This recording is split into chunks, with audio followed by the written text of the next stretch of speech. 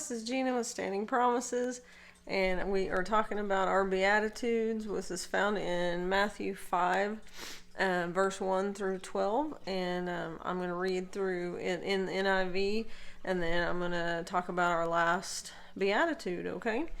So, the Beatitudes start on Matthew 5:1. This is the Sermon on the Mount. It's also called that. So, it says, "Now when he saw the crowds, he went up on a mountainside and sat down. His disciples came to him, and he began to teach them, saying, 'Blessed are the poor in spirit, for theirs is the kingdom of heaven. Blessed are those who mourn, for they will be comforted. Blessed are the meek, for they will inherit the earth.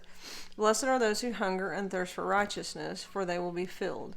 Blessed are the merciful, for they will be shown mercy. Blessed are the pure in heart, for they will see God. Blessed are the peacemakers, for they will be called sons of God. Blessed are those who are persecuted because of righteousness, for theirs is the kingdom of heaven. Blessed are you when people insult you, persecute you, and falsely say all kinds of evil against you because of me. Rejoice and be glad, because great is your reward in heaven, for in the same way they persecuted the prophets who were before you.'" Okay, so that's that message in the NIV. So I like the version of the Message Bible. I don't know, it just speaks to me. I feel like with the Bible, it's a living Word of God, so I feel like, getting a Bible that speaks to you and that you can relate to and that you can feel the presence of God in is very important. So this one right now is the one that really speaks to me. But tonight's is Matthew 5:10, which talked about, in that one it said, "Blessed are the persecuted." So mine says, "You're blessed when your commitment to God provokes persecution. The persecution drives you even deeper into God's kingdom." So when I immediately heard that word, persecution, when your commitment to God provokes persecution, that immediately made me think of the story in the Bible about Stephen. And if any of you guys are Bible readers or study the Bible or whatever, this man is very short-lived, and a lot of people don't even really know his story. And honestly, we don't know much about Stephen, but anyway, so basically, Stephen was, okay, so you had your 12 disciples. Okay, so this is after Jesus resurrects back into heaven. The church, the Christian movement was starting. And so, here's these disciples. And I mean, there was more than 12, but there's the big 12 that's talked about. But so basically all these churches are forming at this point.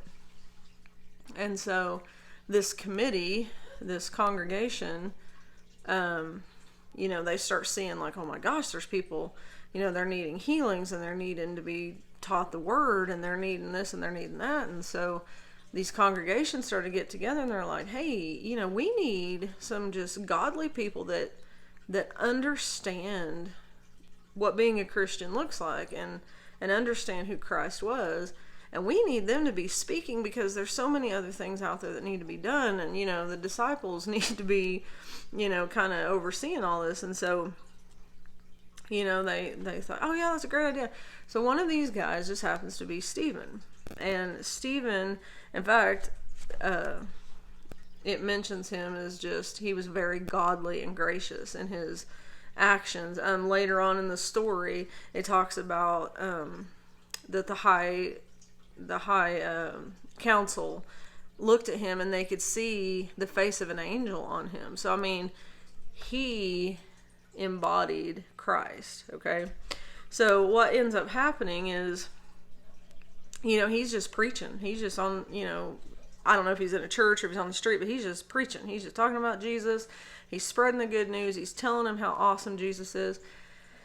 And there's people in there that don't like that. They're people that, at that time, the church was just getting started, and, what Jesus came to say kind of went against, it didn't really go against, but it just was different than what the Jewish nation had always known and believed, and the rules that they followed, and the commandments, and all those things. And so, here Stephen's just preaching away about who Jesus was, and he was the Messiah, and, we've got to do these things. And anyway, some townspeople just didn't like what he had to say about that. And so they bribed some other guys from the community and was like, hey, you need to go and you need to talk about Stephen, and you need to tell him that he's lying, and he's, basically cursing down Moses and God, and, he's all against that, and whatever, basically just fabricating a big old story. And so anyway, it riles up the whole town, and everybody's mad at Stephen, and in fact to the point that they take him basically on trial. I mean, this whole story is so representative of almost what happened to Jesus. Like, Jesus is minding his own business, they come and arrest him, and he's on trial. And that's kind of what happens to Stephen here. And so he's on trial. He's out in front of all these people, and they're like, well, what was he doing? He's like, he's lying about God. He's lying about Moses. He's lying about this. He's basically talking against him and whatever. And so, the high council, which are basically the judge and jury, they basically, they're just asking him, they're just like, well, what do you have to say for yourself? And I'm telling you, Stephen straight up had church. He straight up had church. And he was like, you know what? He said, he goes all the way back to Abraham. He's like, Abraham did this, and God blessed him. He said he was going to be the father of nations. And then he talked about Jacob, and he talked about Isaac, and he talked about David, and he's just talking about all these different people, and he starts to talk about Moses, because, here they're saying, oh, he, talking against Moses, and, he has this big spiel about Moses, and how, that Moses was a murderer. He ran from God. He was summoned by God, and he went back, and God wanted him to go back and pull his people out of Egypt, and, rescue his people and take them to the promised land, and all these things. And, so at the end of this whole big, huge message about this is where we came from, this is how God led us through all of these things.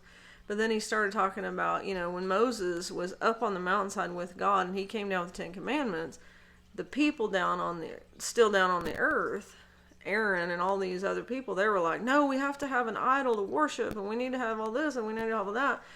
And, basically Stephen's just like, you haven't learned anything. You, talking to the modern day high council, he's like, you're still doing the same things that they were doing back then. And he's like, you had the Messiah in the palm of your hands. He was right here in your midst, and you missed it. Anyway, I think that's very bold. But like I said, Stephen's story was very short-lived. So, after Stephen says his little spiel, gives his little sermon, they didn't like that at all. So they carried him out to the edge of town, and they just said Stephen was filled with such grace that he didn't even really act like he was a big bother, that they were dragging him out and saying horrible things about him and whatever. And then they started to stone him, and he was looking up to heaven, and he said, I can see Jesus standing at the side of God, and they just kept yelling louder, and they started throwing rocks. And the last thing he says is, Master, don't blame them for this sin. And so when I read this passage where it says you're blessed when your commitment to God provokes persecution, I feel like that's the story of Stephen. And, Stephen's blessing was already upon him. I mean, it talks about how his appearance, he was gracious in his attitude. even the high council said they could see his face looked like that of an angel. So, I mean, his whole demeanor was Christ-like. So his blessing was already upon him. And his actions, his words, his heart.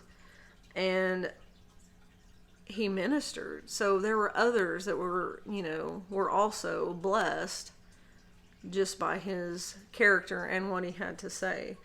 So anyway, when I think of this passage, I think of Stephen. So anyway, if you don't know that story, it's in Acts. I believe it's Acts 6. But anyway, it's a good story. Just look it up and read through it.